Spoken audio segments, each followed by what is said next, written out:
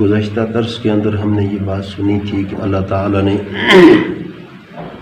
منافقوں کے متعلق فرمایا کہ یہ سمجھتے ہیں کہ ہم اللہ کو اور ایمان والوں کو دھوکہ دے رہے ہیں، حالانکہ یہ بدبخت خود دھوکے میں پڑے ہوئے ہیں اور ان کو سمجھ نہیں۔ اور جب اللہ کی بندگی عبادت کا وقت آتا ہے، نماز پڑھنے کا وقت آتا ہے تو نماز کے اندر کھڑے ہوتے ہیں لیکن بڑی سستی اور کاہلی کے ساتھ، یعنی اس کو ناپسند سمجھتے ہیں، مجبوراً کھڑے ہوتے ہیں، اور ان کا کھڑے ہونے کا جو مقصد ہوتا ہے وہ صرف اور صرف لوگوں کو دکھانا ہوتا ہے کہ لوگوں کو پتہ چلے کہ ہم نماز پڑھتے ہیں۔ یہ اللہ کی یاد ذرا بھی نہیں کرتے، بہت تھوڑی وہ دکھلاوے والی، بس اللہ کی یاد سے غافل ہیں۔ تو فرمایا کہ یہ ڈماڈول ہیں، تذبذب کا شکار ہیں، نہ ادھر کے نہ ادھر کے۔ یہ سمجھتے ہیں کہ ہم مسلمانوں کے ساتھ دوستی کر کے اور ان کو دھوکہ دے کے تو ہم ادھر عزت پائیں گے، اور اسی طرح کافروں کے ساتھ دوستی کر کے ان سے مفاد حاصل کریں گے، ادھر عزت پائیں گے۔ تو ایسے بدبخت ہیں کہ نہ ان کو ادھر عزت ملتی ہے نہ ادھر، دونوں طرف اللہ تعالیٰ ان کو ذلیل ہی کریں گے، یہ کسی طرف بھی عزت نہیں پا سکتے۔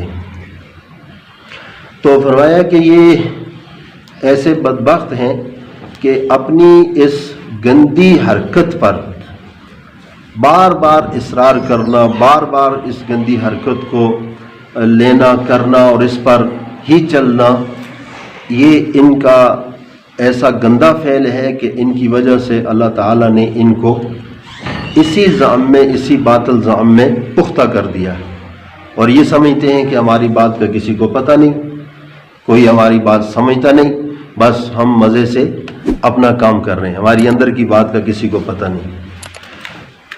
تو فرمایا کہ یہ گمراہ ہو چکے ہیں، تو جس کو اللہ گمراہ کر دے تو پھر اس کے لیے کوئی ہدایت کا راستہ نہیں نکل سکتا، کوئی ہدایت کا راستہ نہیں، جس کو اللہ گمراہ کر دے۔ تو آج کے اس آیت مبارکہ کے اندر فرمایا ایمان والوں کو خبردار کیا، ایمان والوں کو یہ بات سمجھائی کہ تم ایمان والوں کو چھوڑ کر، مومنوں کو چھوڑ کر کافروں کو اپنا دوست نہ بناؤ۔ منافق تو اپنا دوست بناتا ہے کسی مفاد کے لیے، وہ عزت بنانا چاہتا ہے، وہ اپنے اس مفاد کے لیے لگا ہوا ہے، لیکن تم کسی بھی صورت میں کافروں کے ساتھ دوستی نہ رکھو، ان کے ساتھ دلی دوستی کسی قسم کی بھی تمہاری نہیں ہونی چاہیے۔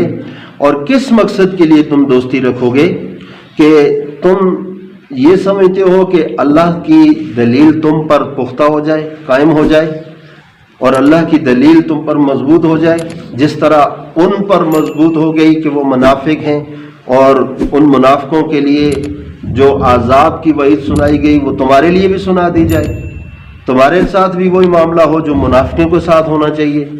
تو کیا تم یہ چاہتے ہو؟ ایسا نہیں کرو، بلکہ آپ مسلمانوں کے ساتھ دوستی، مخلص لوگوں کے ساتھ دوستی رکھو، اخلاص والوں کے ساتھ دوستی رکھو، کافروں کے ساتھ دوستی رکھنے کا ہرگز کوئی مقصد نہیں ہے۔ کافر جو ہیں یہ کافر ہیں، منافق ہیں، ان کے ساتھ دوستی منافق جو رکھتے ہیں وہ تو اپنے مفاد کے لیے رکھتے ہیں۔ تمہیں کیا مفاد ہے کافروں سے؟ ان سے کیا مفاد حاصل کرنا چاہتے ہو؟ دنیا کی تو عارضی ہے، فانی ہے، اگر دنیا کے مفاد کے لیے، دنیا کی مادی چیزوں کے لیے اگر تم دوستی رکھتے ہو تو کب تک یہ تمہارے ساتھ آئیں گی، یہ چیزیں تمہارا ساتھ دیں گی؟ کیا یہ قبر میں بھی تمہارا ساتھ دیں گی؟ کیا محشر کے میدان میں بھی تمہیں یہ چیزیں کام آئیں گی؟ یہ تو وہاں کچھ نہیں، وہاں تو تمہیں تمہارا ایمان کام آئے گا، تمہارا نیک عمل کام آئے گا، اللہ اور اللہ کے رسول کی اتباع کام آئے گی، اطاعت کام آئے گی۔ باقی تو یہ چیزیں جو مادی چیزیں ہیں، مادی نقشے ہیں، ان پر یقین رکھنا، ان میں کامیابی دیکھنا، اس میں کامیابی کو سوچنا، یہ تو کافروں کا فعل ہے جس کو قرآن بتا رہا ہے۔ کہ کافر کہتے ہیں کہ ہم تو دیکھو ہمارے پاس مال ہے، بس ہمارے پاس عہدہ ہے، ہمارے پاس ڈگریاں ہیں، ہمارے پاس ہر چیز ہے، ہمیں کس چیز کی کمی؟ جب ان کو بتایا جاتا ہے ایمان لاؤ تو وہ آگے سے یہ جواب دیتے ہیں سورہ مریم کے اندر، ای الفریقین۔ تو یہ کافروں کا تو یہ مقصد ہے تمہارا یہ مقصد نہیں ہونا چاہیے، تمہارا مقصد ایمان ہے، ایمان کو بڑھاؤ، ایمان کی دیکھ بھال کرو، اپنے ایمان کی تجدید کرو، ایمان کو جانچو، اس کی محنت کرو، ایمان بڑھے، ایمان پر کامیابی اور ناکامی کا فیصلہ ہوگا۔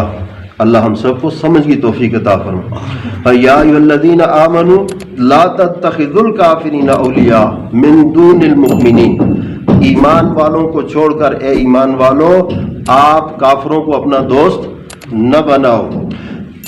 تمہارا دوست بنانے کا کیا مقصد ہے؟ اتریدون ان تجعلوا للہ علیکم سلطانا مبینا، کیا تم یہ چاہتے ہو کہ اللہ کی وہ جو تم پر قائم ہو جائے، دلیل تم پر کام ہو جائے، وہ صریح دلیل جو منافقوں کے لیے ہے وہ تمہارے لیے ہو جائے؟ ایسا نہیں ہونا چاہیے۔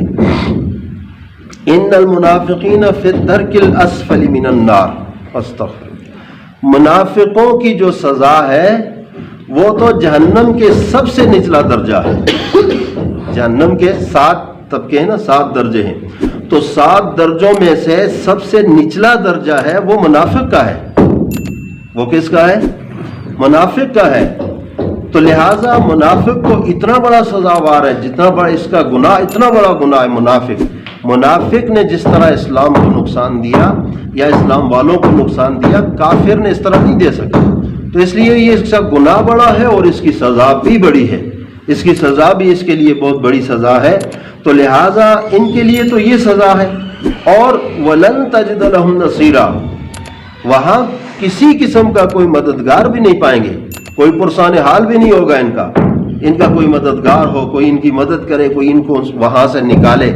وہاں سے کون نکال سکتا ہے؟ اللہ تعالیٰ کی